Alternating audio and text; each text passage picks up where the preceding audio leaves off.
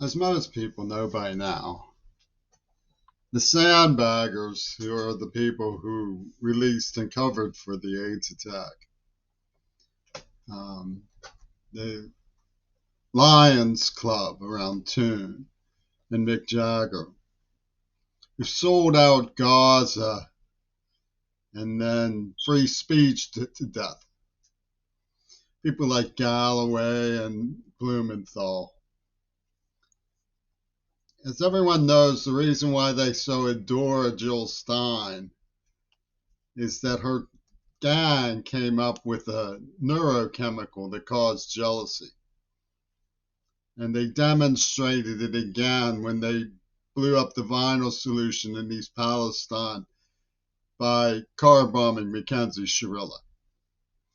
And these are the sabbies who defending the girls. They're defending the girls by taking a poor woman hostage to a life prison. Well, yeah, Abira Lee used to hang around with Zhao. I know the feely, Mimi types that crawl out of Spike Old Lee's coven. I've been around them before. But the real issue for them is the way in which John Lennon and Ronald Reagan were alike. We have to put on our Brian Eno invisible spinner beanie and blend with the telluric currents to comprehend and grasp this sacred highness that Reagan and John Lennon were alike.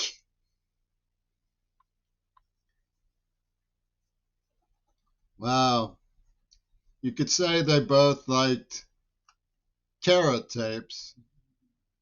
They conspired in Revolution Number 9. They played two ends of the spectrum in the fundamentalist war game. They both liked Zappa. But they were alike in some ways. They really were. For example, you might logically dislike being forced to identify that John Lennon's little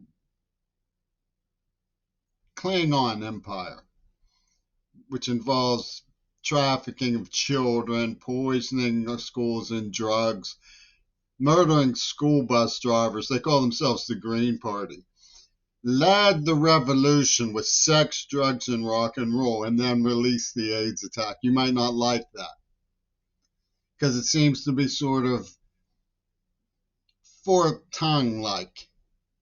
You know, when Mick Jagger's alien empire lands in Tel Aviv to wiggle their fannies for the supernova genociders, you might think glorifying the murder of dancers is unhinged. But of course, that's what really happened. Sinwar was acting the part of the war on sin. You would think that John Lennon's crowd would come to the rescue of somebody who produced evidence that Attica State Prison psychiatry involves Zionists who created a neurochemical that caused jealousy. But Toya Wilcox was on her sophomore couch saying, "We can't have jealousy in our empire of sin. We can't have these neuroplastic demons called Jimaqui being dragged through glass by their betters."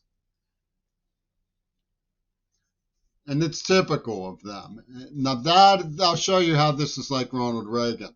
There are people who might not like the fact that Ronald Reagan built his Frankenstein machine and his entire career on paranoid ruminations about Russia and the Soviet Union and the evil empire. And he banged on, and he banged on, and it grew louder. It grew louder, only to discover that behind the scenes in Tacoma, he was working with the Taliban extremists of the Russian Empire on the Texas school book script. As you can see right there from 1974. Wagner and Delia Dugan checked out Walter Colors. Oh, so I see. Colors. Jill Colors. Like the Green Party. Like we don't know who. Who was it? A red who? A green who? Or was it a Nosferatu who?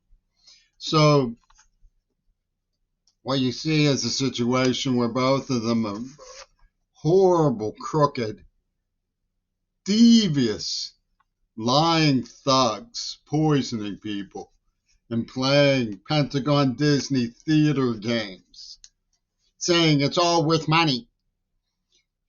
Sabby calls dibs on that Van Gogh.